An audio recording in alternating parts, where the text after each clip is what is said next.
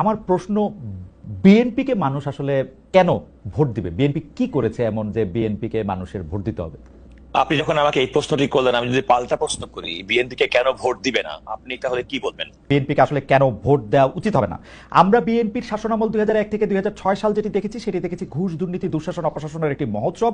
দুর্নীতিতে চ্যাম্পিয়ন হতে দেখেছি আমরা বিএনপিকে। 10টা কষ্টের প্রবেশ দেখেছি, বিরোধী দলের নেতার সমাবেশে গ্রেনেড হামলা দেখেছি, তত্ত্বাবধায়ক সরকার ব্যবস্থা ধ্বংস করে একজন মাত্র বিচারককে প্রধান বিচারপতি এবং তত্ত্বাবধায়ক সরকার ব্যবস্থা প্রধান রাখার জন্য সংবিধান পরিবর্তন করতে দেখেছি।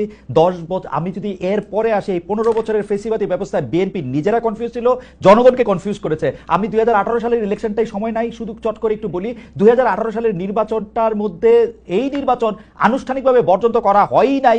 সেই নির্বাচনে কারচুপি সম্পূর্ণভাবে নিশ্চিত হওয়ার পর বিএনপি তার সংসদ সদস্য 6 জন বা 5 জনকে শপথ নিতে পাঠিয়েছে এবং মহিলা সদস্য আসলে কোটাটাও নিয়েছে। তারেক সাহেবের কথা যদি বলি, আমরা দেখেছি তারেক সাহেব এই সময়ের মধ্যে সবচেয়ে ভালো ভালো কথাগুলি বলতেছেন, সে কথা সত্য, কিন্তু তার কথা যে কেউ শুনতেছেন না, সেটি হচ্ছে যে তারেক সাহেবের দলের লোকেরাই তার কথা শুনতেছে না। সেজন্য চাঁদাবাজির থেকে শুরু করে বিভিন্ন সন্ত্রাস, থানাঘেরাও এগুলি কিন্তু চলতেছে এবং তারেক সাহেবকে বারবার বলতে হচ্ছে এই নির্বাচন খুব কঠিন হবে এবং এই তৃণমূল কিন্তু আসলে বিএনপির কেন্দ্রীভূত না। এই হচ্ছে আমার মানে 1 মিনিটে ঊর্ধ্বর সাথে আমি যতটুকু বলতে পারলাম বললাম। এটা নিশ্চয়ই গোজ অন এন্ড অন।